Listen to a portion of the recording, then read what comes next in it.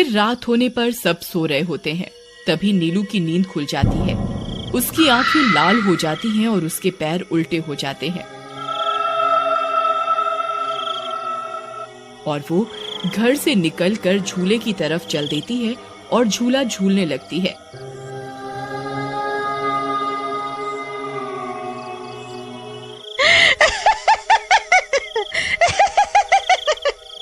उसकी हंसी सुनकर उन सब की नींद खुल जाती है।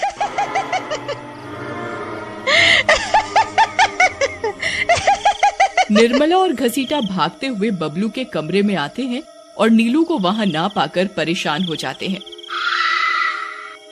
हे भगवान, अब ये नीलू कहाँ चली गई?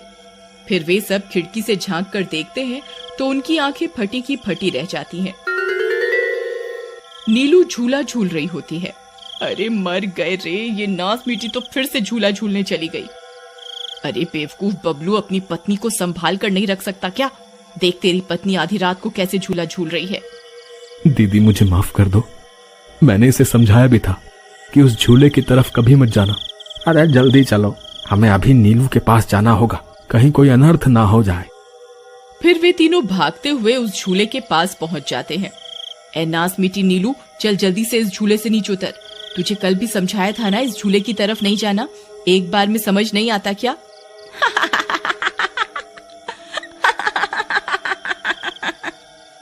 जरा इसके पैरों की तरफ तो देखो। अरे मर गए रे, ये तो चुड़ैल बन गई है। अरे मर गए रे, मेरी बीवी तो चुड़ैल बन गई, अब क्या होगा? अरे भागो रे भागो, सब अपनी जान बचाकर भागो। अरे मैं तो जीते जी विधवा बन गया, अरे मेरी बीवी तो चुड़ैल बन गई। फिर वे तीनों वहां से भाग जाते हैं। तभी उन्हें रास्ते में कुछ गांव वाले मिलते हैं। अरे घसीटा भाई, क्या हुआ? इतनी रात गए कहाँ भागे जा रहे हो? अरे भाई, इसकी पत्नी नीलू शहर से आई थी और रात को वो बरगद के पेड़ के नीचे बंधे झूले पर झूला झूलने चली गई। अब उस चुड़ैल ने उसके शरीर पर अपना कब्जा कर लिया है। हे भगवान, ये क्या अनर्थ हो गया? चलो हम सब मिलकर अभी वहां चलते हैं। फिर वे सब गांव वाले मिलकर वहां पहुंच जाते हैं। नीलू अभी भी झूला झूल रही होती है। ए चुड़ैल, बस बहुत हो गया, तूने हम गांव वालों को बहुत परेशान किया है। तेरी वजह से कोई भी रात को इस रास्ते से गुजरने की हिम्मत नहीं करता था, लेकिन बस आज तेरा खेल खत्म करके ही रहेंगे।